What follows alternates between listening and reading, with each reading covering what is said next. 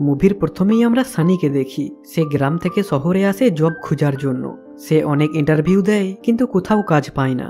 তার কাছে কোনো টাকাও ছিল না যে হোটেলে থাকবে। সে রাস্তার ধারে বসে রাত কাটাচ্ছিল। কিছুক্ষণ পর এক বুদ্ধা যখন ওই রাস্তা দিয়ে যাচ্ছিল তখন একজন চোর এসে তার উপর হামলা করে। সানি এটা দেখে চোরের সাথে লড়াই করে বুদ্ধার জীবন বাঁচায়। পুলিশ আসে, তারা বুদ্ধার ওয়াইফকে কল করে দিয়েছিল, কিন্তু সানি তো বুদ্ধার ওয়াইফকে দেখে পুরো অবাক। সে খুবই ইয়াং ছিল। বুদ্ধার নাম ছিল জর্জ। জর্জের ওয়াইফের নাম ছিল ল্যারিসা। জর্জ বলে এই ইয়াং ম্যান আমার জীবন বাঁচিয়েছে। জর্জ আর ল্যারিসা সানিকে ডিনারের জন্য ইনভাইট করে। সানি তাদের বাড়িতে আসে।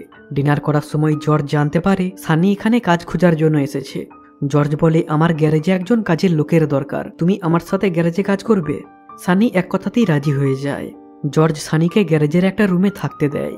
পরের দিন সকালে সে সানিকে গ্যারেজ দেখাচ্ছিল। সানি মন দিয়ে কাজ করতে আরম্ভ করে, কারণ সে অনেক টাকা কামাতে চায়। দিনের পর দিন পার হয়, সানি খুবই ভালো কাজ করছিল।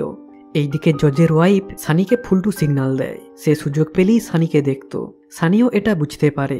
আসলে ল্যারিসা বুদ্ধার সাথে খুশি ছিল না, কারণ বুদ্ধার গাড়ির ইঞ্জিনে এখন স্টার্ট ধরে না, আর যদিও বা 1-2 দিন স্টার্ট ধরে যায় তাহলে একটু যাবার পরেই বন্ধ হয়ে যায়। ল্যারিসা একটা ভালো গাড়ি খুঁজছিল। সানি এই জিনিসটা ভালোভাবেই বুঝতে পারে। সে আজকে ডিনার করার সময় কিচেনে যায়। ল্যারিসা ওখানেই ছিল। সে কিছু বরফ নিয়ে লেবুতে লাগায়। ল্যারিসা বলে লেবুতে বরফ দিও না। সানি কোনো কথাই শোনে না। সে দুটো বরফের টুকরো গুফায় ঢুকিয়ে দেয়।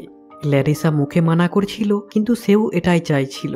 ল্যারিসা চরম পর্যায়ে পৌঁছে যায়।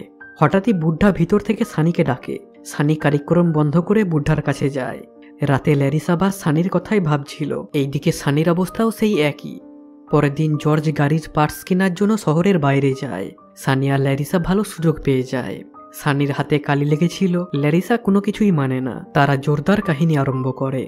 দুজনেই অনেকদিন থেকে গাড়ি চালায়নি। তারা মন ভরে গাড়ি চালায়। ল্যারিসা খুবই খুশি, কারণ সানির গাড়িটা খুবই বড় ছিল।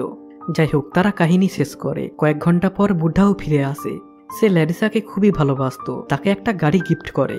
আসলে বুদ্ধার অনেক সম্পত্তি আছে, যে কারণে ল্যারিসা তার সাথে থাকতো। রাতে তারা তিনজনে একসাথে ড্রিঙ্ক করছিল। সানি ড্রিঙ্কের মধ্যে ঘুমানোর ওষুধ মিশিয়ে দেয়, যেটা খেয়ে বুদ্ধা কিছুক্ষণের মধ্যেই বেহুশ হয়ে যায়। সানি ল্যারিসা রুমে আসে। ল্যারিসা রেডি ছিল। তারা কথা বলে কোনো সময় নষ্ট করে না। সানি তার জেসিবিকে ল্যারিসার গুফায় নিয়ে গিয়ে মাটি খুঁড়ে জল বের করে। দুজনে খুবই খুশি ছিল। সানি আস্তে আস্তে ল্যারিসাকে ভালোবেসে ফেলে।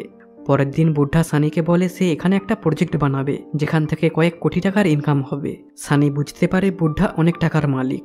যাই হোক, সে যখনই সুযোগ পেত তখনই ল্যারিসার সাথে গাড়ি চালাতো। কিন্তু বুদ্ধা কিছুই বুঝতে পারে না। তারা দুজনে প্ল্যান করে বুদ্ধা যদি মারা যায় তাহলে সব সম্পত্তি তারা পেয়ে যাবে। সানি আর ল্যারিসা মিলে বুদ্ধাকে মারার প্ল্যান করে। সানি ল্যারিসাকে বলে আমি বুদ্ধাকে কাজ করানোর জন্য এই ট্রাক্টরের নিচে নিয়ে আসবো, তখনই তুমি লেভারটা নামিয়ে দেবে। ট্রাক্টরটা এসে বুদ্ধার মাথায় পড়বে আর বুদ্ধা মারা যাবে। পুলিশ ভাববে এটা একটা অ্যাক্সিডেন্ট। তাদের প্ল্যানটা পারফেক্ট ছিল। পরের দিন সানি বলে ট্রাক্টরের নিচের নাটটা খুলতে পারছি না, তুমি একটু এসে দেখো। বুদ্ধার ট্রাক্টরের নিচে যায়, তখনই ল্যারিসা এসে লেভারটা নামিয়ে দেয়। ট্রাক্টরটা এসে বুদ্ধার ওপরে পড়ে। বুদ্ধা ওখানেই মারা যায়।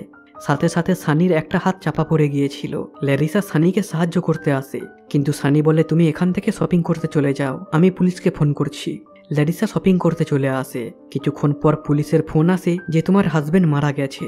ল্যারিসা বাড়ি ফিরে আসে। ডিটেকটিভ তাকে পুরো ঘটনা বলে। ল্যারিসা খুবই কান্না করেছিল, কিন্তু ডিটেকটিভ বুঝতে পারে এ নাটক করেছে। বুদ্ধা মারা যায়। এইদিকে সানির হাতেও খুব বেশি ক্ষতি হয়নি। এরপর তারা খুবই খুশি ছিল। তাদের রাস্তায় আর কেউই নেই। এবার তারা যখন খুশি ইন্টিমেট হতে পারবে।